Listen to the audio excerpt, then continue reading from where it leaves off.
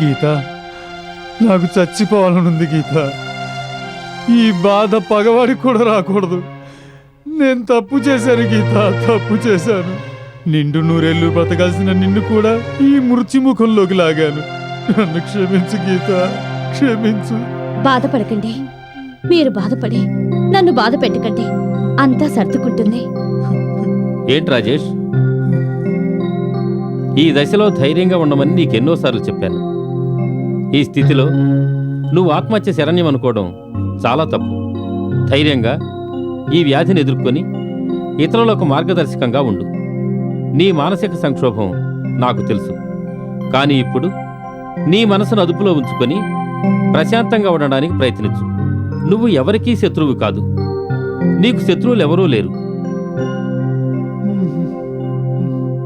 ఈ బాధలు మర్చిపోవడానికి యోగా, మెడిటేషన్ చెయ్యి. ఉత్సాహంగా ఉండడానికి మ్యూజిక్ విను. నీకేమైనా చెస్, క్యారమ్స్ ఆటలు ఇష్టంగా ఉంటే హాయిగా ఆడుకో. ఎప్పుడూ బిజీగా ఉండటానికి ప్రయత్నించు. నీకు HIV పాజిటివ్ ఉన్న విషయం మర్చిపో. గీతం చూడు, ఆమె ఎంతో ధైర్యవంతురాలు.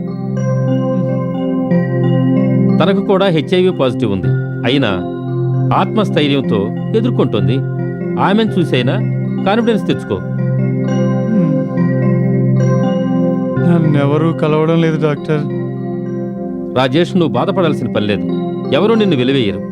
నీకు తోడుగా మా వైద్య బృందం, మీ అత్తామామలు, గీత ఉన్నారు. నువ్వు చదువుకున్నవాడివి. కాస్త ఆలోచించు. బాధపడితే ప్రయోజనం లేదు. తప్పైంది అల్లుడు. డాక్టర్ గారి సలహాతో మేం మారిపోయాం. ఇక నుండి నీ వెంట మేముంటాం. నీకేమీ కాదు, ధైర్యంగా ఉండు. Don't worry Rajesh. రేపు గీతం తీసుకుని మా కౌన్సిలింగ్ సెంటర్కు రా. అక్కడున్న వారిని చూసి నీకు ఆత్మవిశ్వాసం కలుగుతుంది. మీ మాటలు వింటే నాకు చెప్పలేనంత ఆనందం, ఆత్మస్థైర్యం కలుగుతుంది. నేను ఇంకా కొంతకాలం బతుకుతానని నమ్మకం కలుగుతుంది డాక్టర్. Thank you doctor. ఇప్పుడు నేను కొంచెం రిలాక్స్ అయ్యాను. ఓకే రాజేష్, ఇక నేను వెళ్ళొస్తాను. రేపు తప్పకుండా కౌన్సిలింగ్ సెంటర్లో జాయిన్ కండి.